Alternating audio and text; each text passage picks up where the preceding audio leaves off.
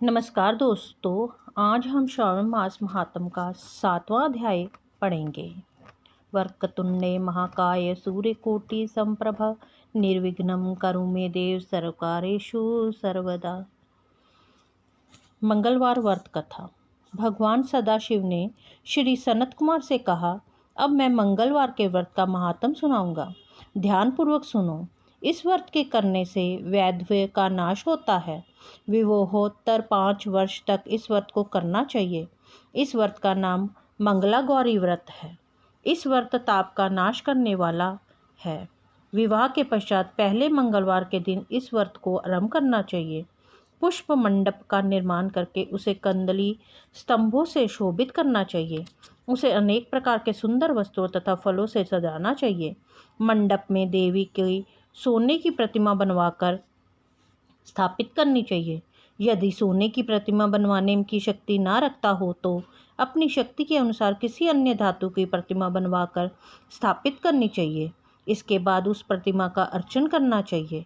उस मंगला गौरी की प्रतिमा का षोडश उपचार तथा 16 ध्रुवा दलों से और 16 चिड़चिड़ा दलों से, 16 चावल तथा 16 चने की दाल के दानों से अर्चन करना चाहिए।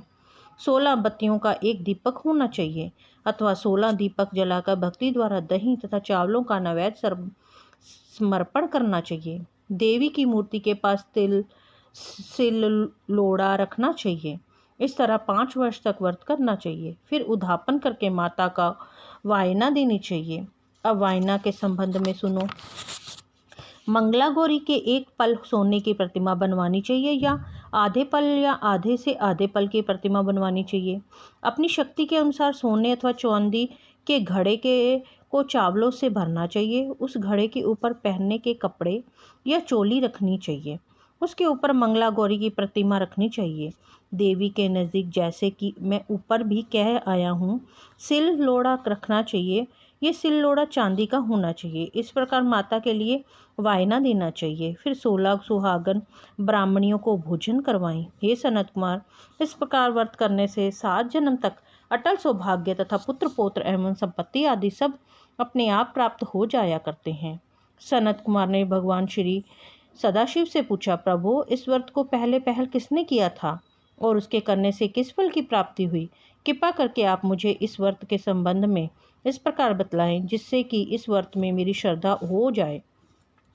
भगवान श्री सदाशिव ने कहा, हे सनत कुमार, प्राचीन काल में कुरु देश में श्रुति कीर्ति नामक एक राजा शास्त्र ज्ञाता, कीर्तिमान तथा शत्रु रहित था।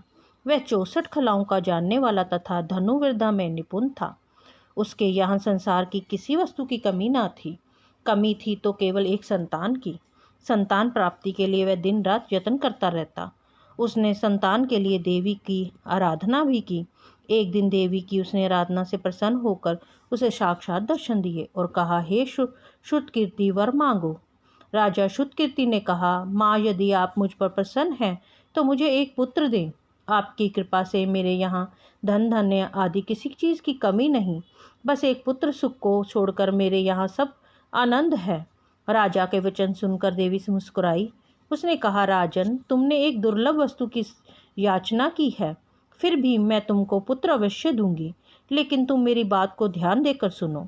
तुम्हारे जहाँ जो पुत्र होगा वह अत्यंत गुणवान भी होगा, किंतु वह 16 वर्ष से अधिक नहीं जिएगा। हाँ, यदि एक सुंदर अथवा विधा विहीन पुत्र होगा तो वह बहुत समय तक जीवित रहेगा। देवी की बात सुनकर राजा चिंताग्रस्त हो गया। उसने अपनी रानी से बात की और फिर उसकी बात से गुणी संपूर्ण लक्षण युक्त 16 वर्ष की आयु वाला पुत्र मांगा। देवी ने कहा, राजा, मेरे मंदिर के मुख्य द्वार पर आम की पेड़ है। मेरी आज्ञा की तुम उस पेड़ के से एक आम तोड़कर अपनी रानी को खाने के लिए दे दो। उसको खाने से रानी के अवश्य में गर्व रहेगा। राजा ने प्रसन्न होकर देवी के मंदिर के मुख्य द्वार पर जो आम का पेड़ था वहां से एक आम तोड़कर अपनी पत्नी को खाने को दे दिया। रानी ने देवी के आदेश अनुसार फल खाया और 10 मास के पश्चात उसके यहाँ देवपुत्र तुल्य पुत्र पैदा हुआ। हर्ष शोक से संपन्न राजा ने राजकुमार का जातकर्म आदि संस्कार करवाया और भगवान सदाशिव का ध्यान धरकर उसका नाम चिरायु रखा। लड़का अपने माता पिता की देख रेख से चांद की तरह बढ़ने लगा। दिन बीतते चले गए और उसका 16 वर्ष आरंभ हो गया। राजा रानी दोनों को चिंता सताने लगी। राजा ने सोचा, मैंने ये पुत्र बड़े कष्ट से प्राप्त किया, अपनी आंखों से मैं इसकी मृत्यु कैसे देख सकूंगा। ये विचार करके उसने राजकुमार को उसके मामा के साथ काशी भेज दिया। जाने के समय रानी ने अपने भाई से कहा, तुम करपटीक वेश धारण करके राजकुमार को काशी ले जाओ। मैंने उसके जन्म से पहले भगवान श्री सदाशिव से प्रार्थना की थी कि हे प्रभु, पुत्र प्राप्ति पर मैं उसे जगतपति की यात्रा के लिए भेजूंगी। तुम उसको इसी समय काशी ले जाओ, उसकी देह प्राण की रक्षा करना। रानी की बह का भाई अपनी बहन की बात सुनकर भांजे को साथ लेकर काशी चला गया। कई दिन की यात्रा के पश्चात वह आनंद नगर पहुंचा। वहां पर वीरसेन नामक राजा राज्य करता था, जो कि शास्त्र ज्ञाता, कीर्तिमान तथा शत्रु रहित था। उस राजा की कन्या मंगला गौरी अपने रूप लावण्य के कारण चहु और प्रसिद्ध थी। मानो वह राजकुमारी आकाश के चांद की तुलना में धरती की चांद थी। जिस समय राजकुमार चिरायु तथा उसका मामा आनंद नगर के शहर से बाहर के शाही बगीचे में पहुंचे, उस समय राजकुमारी मंगल गौरी अपनी सखी सहेलियों के साथ खेल रही थी। राजकुमार चिरायु तथा उसका मामा खेलती हुई लड़कियों को देखने लगे। खेलती हुई लड़कियों में से एक ने क्रोध से भरकर राजकुमार को रंडा कहा। उस बालिका को क्रोधित और दुर्वचन कहते देखकर राजकुमारी ने उसे बालिका से कहा, हे सखी, तुम दुर्वचन क्यों कहती हो? मेरे संग अयोग्य वाणी बोलने वाली कोई भी स्त्री नहीं है। देखो, मंगला गौरी के प्रसाद है, मंगला गौरी व्रत के प्रभाव से मेरे हाथ से जिसके माथे पर चावल गिर जाए उसके साथ मेरा विवाह हो जाना, पर यदि वह थोड़ी आयु वाला है तो भी चिरायु हो जाएगा। उसके बाद सब बालिकाएं अपने अपने घरों को लौट गई। उस दिन राजकुमारी का विवाह बाल्हिक देश के दृढ़ धर्मा राजा के पुत्र सुकेती नाम वाले राजकुमार से होने वाला था। लेकिन सुकेतु मूर्ख, कुरूप तथा बहरा था। वर पक्ष वाले उसकी बजाय विवाह मंडप में अन्य अच्छा वर ले जाने की इच्छा प्रकट कर चुके थे। विवाह के पश्चात सुकेतु की बजाय प्रस्तुत वर का भगा दिया जाएगा और सुकेतु बाल्हिक देश को अपनी पत्नी लेकर लौट जाएगा। ऐसा विचार करके वर पक्ष के कुछ आदमी चिरायु के पास जाकर उसके मामा से कहने लगे, ये बालक तुम हमें दे दो, इसके द्वारा हमारा कार्य सिद्ध होने वाला है। इस भूमि पर परोपकार जैसा अन्य कोई धर्म नहीं है। उन लोगों की बात सुनकर चिरायु का मामा प्रसन्न हो गया, क्योंकि वह बगीचे में मंगला गौरी की बात सुन चुका था। उसने वर पक्ष वालों से कहा, आप लोग इस लड़के को क्यों चाहते हैं? विवाह के लिए वस्त्र गहने आदि तो मांगे जा सकते हैं, लेकिन कोई वर थोड़े ही मांगा जाता है। फिर भी मैं आपकी बात रखता हुआ लड़का आपको दे रहा हूँ। वर पक्षी यजन राजकुमार चिरायु का विवाह मंडप में ले गए और विवाह कार्य सिद्ध हो गया। जब सप्तपदी आदि कार्य होने के बाद रात में राजकुमार मंगल गौरी के साथ सोया, तभी उसका 16वां वर्ष समाप्त हो गया रहा था। ठीक उसी समय काल सांप के रूप में वहां आया। संयोगवश उसी समय राजकुमारी की नींद खुल गई और वह सांप को देखकर मारे भय से कांपने लगी। फिर उसने भय त्याग कर सांप की पूजा की, पीने के लिए उसे बहुत सा दूध दिया, प्रार्थना की, दीनवाणी से उसकी स्तुति की। मंगल गौरी ने कहा, मैं उत्तम व्रत करूंगी और मेरे पतिदेव जीवित हो जाए और चिरजीव हो। देखते ही देखते सांप कमंडल में प्रवेश कर गया। अपनी कूच की चोली से राजकुमारी ने कमंडल का मुख बांध दिया।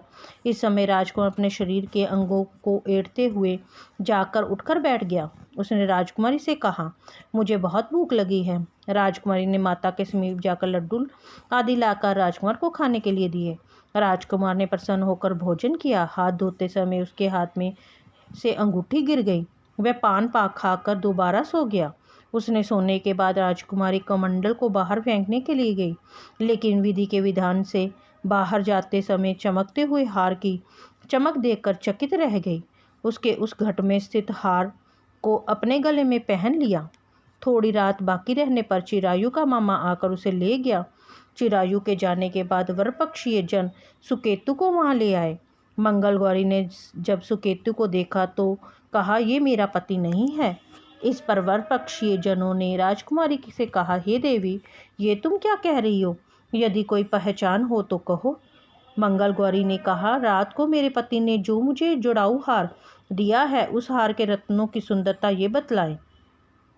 ये कोई अन्य ही है। रात्रि में आम्रसेचन के समय मेरे पति का केशर युक्त पद मेरी जांघ में लगा हुआ है। सब लोग उसे देखो। रात के समय मेरे और मेरे पति के बीच जो बातचीत हुई है और हमने क्या भोजन किया था, ये भी बतलाएं, तो ये मेरा पति होगा। मंगल गौरी की बात सुनकर वर पक्षीय जनों ने कहा, ठीक है, लेकिन सुकेतु प्रोक्त प्रश्नों में से किसी एक का भी उत्तर नहीं दे सका। इस पर कन्या पक्ष वालों ने उसके साथ राजकुमारी को भेजने से इनकार कर दिया और वर पक्षीय जन अपना समूह लेकर जैसे आए थे वैसे ही लौट गए। मंगल गौरी के पिता महाराज वीरसेन ने प्रसन्न होकर एक महान यज्ञ रचाया। उसने ये भी सुना कि वर पक्षीय जन किसी प्रकार अपने करूप राजकुमार की बजाय किसी अन्य सुंदर युवक को विवाह के मंडप में ले आए थे और उसके साथ मंगल गौरी का विवाह हुआ था। अब मंगल गौरी राजमहल के बरामदे में एक चिक की ओट में बैठ गई और प्रत्येक आते जाते हुए यात्री को देखने लगती ताकि उनमें से उसे चिरायु दिखाई दे जाए। उधर चिरायु भी अपने ससुराल का हाल जानने के लिए अपने मामा के साथ वहां आना पहुंचा। जो ही वह चिक के सामने से गुजरा, मंगल गौरी ने उसे देखकर कहा, पिताजी, मेरे पति आ गए हैं।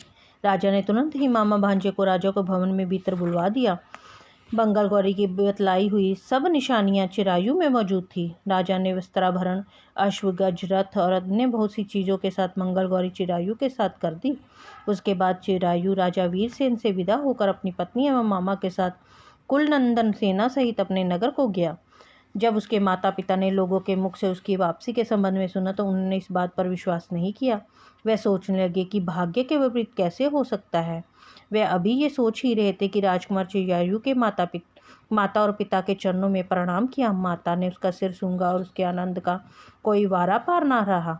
फिर उसने पुत्रवधू को अपनी गोदी में बिठाकर उससे सारा हालचाल पूछा। भगवान शंकर बोले, हे महामुने, मंगल गौरी ने इसको व्रत महात्म तथा पिछला समस्त घटनाक्रम बतलाया। हे सनत कुमार, मंगल गौरी के कारण ही तभी से ये व्रत मंगल गौरी के नाम से प्रसिद्ध हुआ। इसे जो कोई भी सुनेगा अथवा इसका कीर्तन करेगा, उसके सभी मनोरथ सिद्ध हो जाएंगे, इसमें संशय नहीं है। श्री सूत जी बोले, हे ऋषिगण, भगवान शंकर ने सनत कुमार से इस व्रत को कहा और वह इस कार्य की सिद्धि वाले व्रत को सुनकर गदगद हो उठे। उनको उसके सुनने से परमानंद की प्राप्ति हुई।